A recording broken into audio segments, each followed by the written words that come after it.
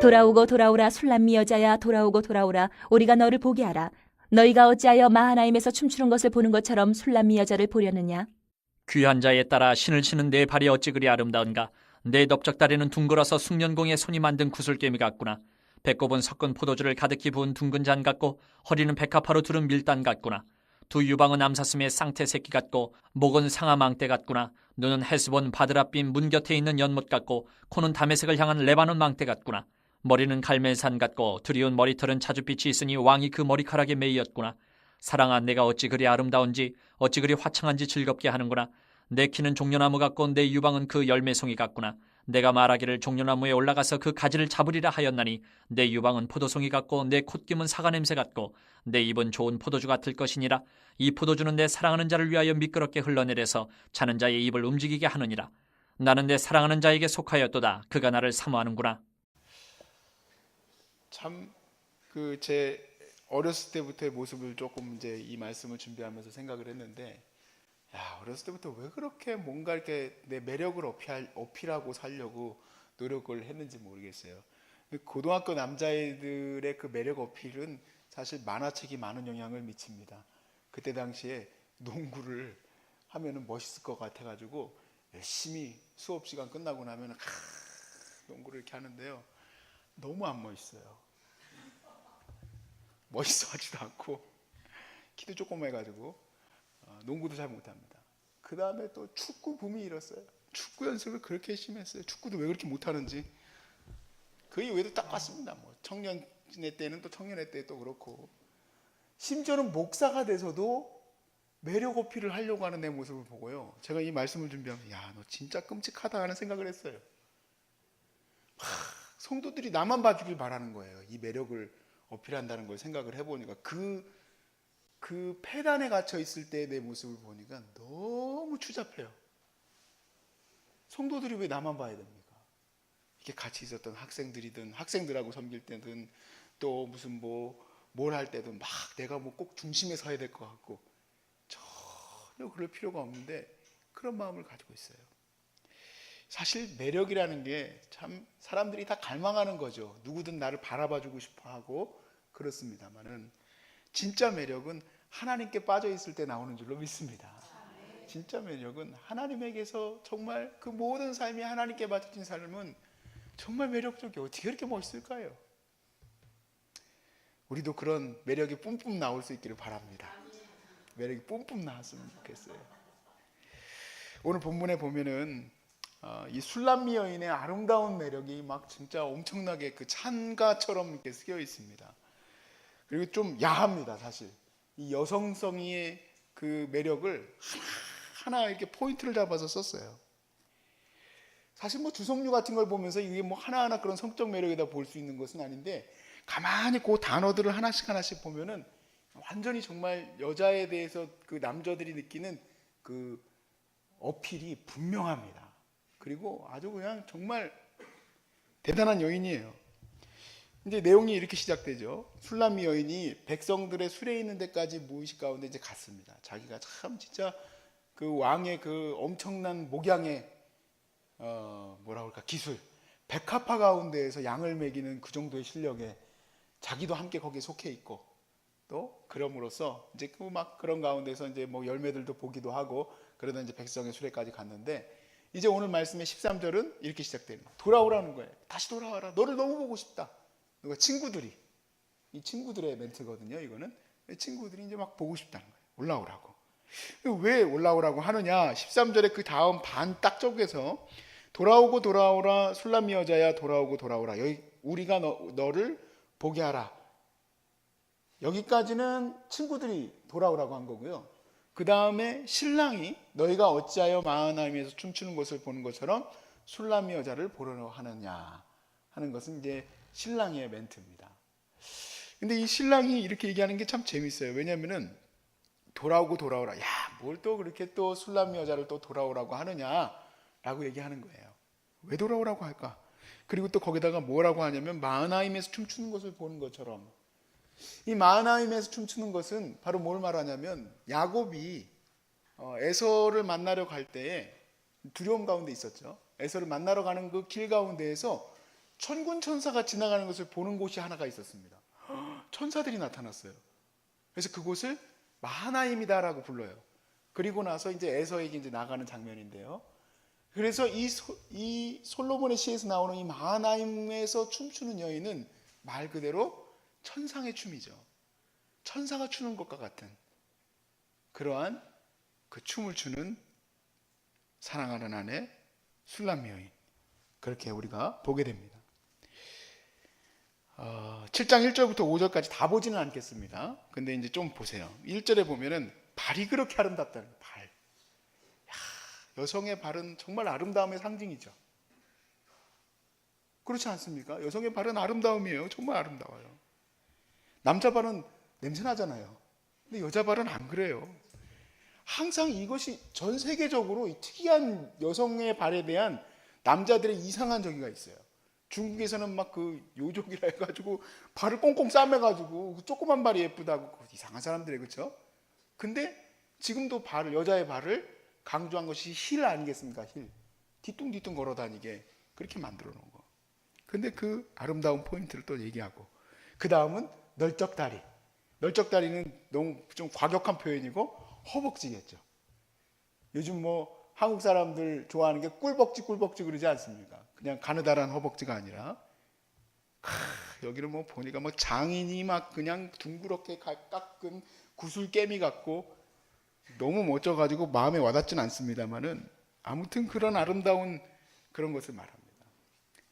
그 다음에 우리가 그 뭐 보통 상상할 수 있는 것이, 중동 여자들 생각하면 막 그 춤출 때 배꼽 그 춤을 추지 않습니까? 그것도 아니나 다를까 그 배꼽도 나와요. 배꼽이 너무너무 아름답다. 썩은 포도주를 담은 와인잔과 같다. 썩은이 아니라 섞은, 제가 죄송합니다. 썩은은 좀, 근데 배꼽은 냄새가 나니까. 아무튼 섞은, 저도 그래서 좀 이상했어요. 야, 무슨 그래, 하긴 포도주가 오래 썩어야지 맛이 있나 보다 그랬는데 섞은이군요. 섞은 그 포도주 와인과 같은 그러한 배꼽을 가지고 있다. 그렇게 이제 하나하나 이제 매력 포인트를 쓰고 있는데, 6절에서 이제 왕이 그것을 이제 되받습니다. 그래서 리스판스를 하는 거예요. 이 여인의 아름다움을 칭찬한 친구들의 칭찬만큼이나 이 왕도 그 아름다움을 칭찬하죠. 그런데 이 마지막 10절에 보니까 이렇게 얘기해요. 그 아름다운 매력의 여성이 남의 것이면 문제가 있지만 그 여성이 내게 속하여, 내가 그 여성에게 속했다 이 얘기해요. 그래서 10절에 나는 내 사랑하는 자에게 속하였다.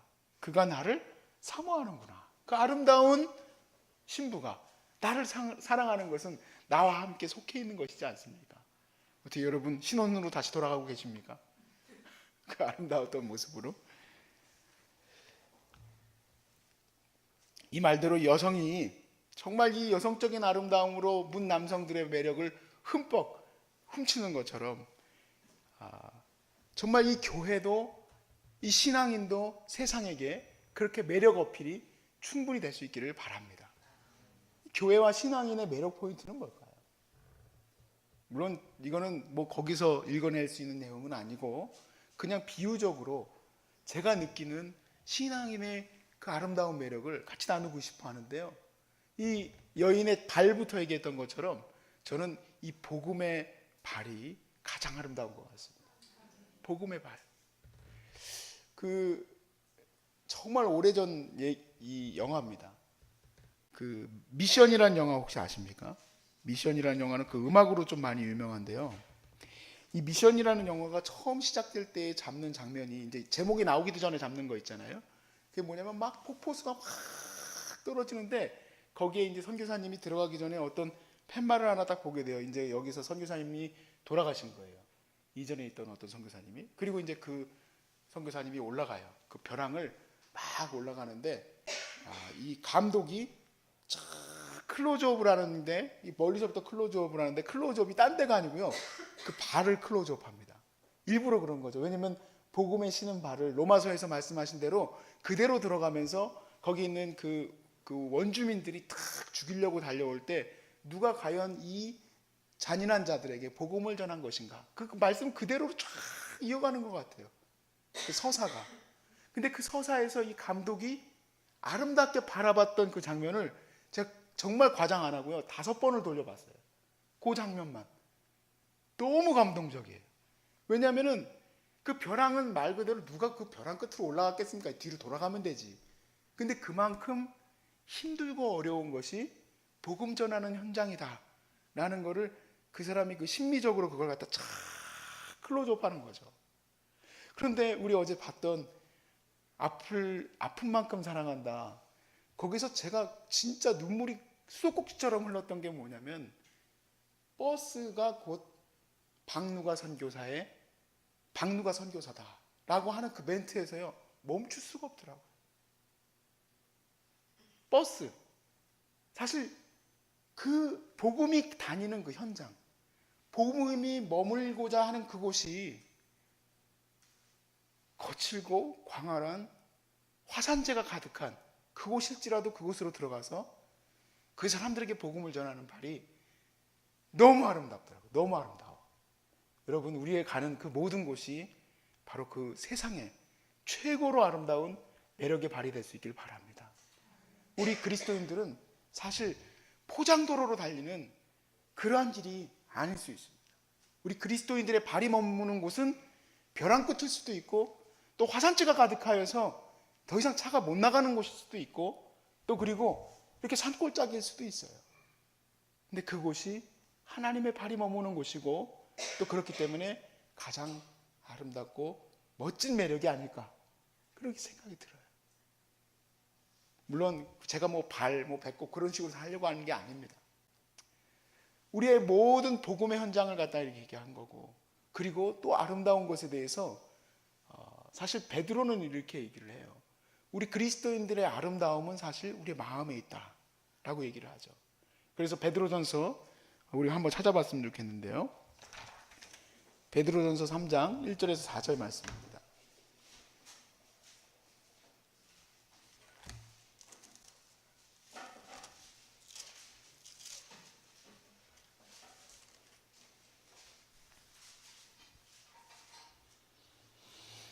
베드로전서 3장 1절에서 4절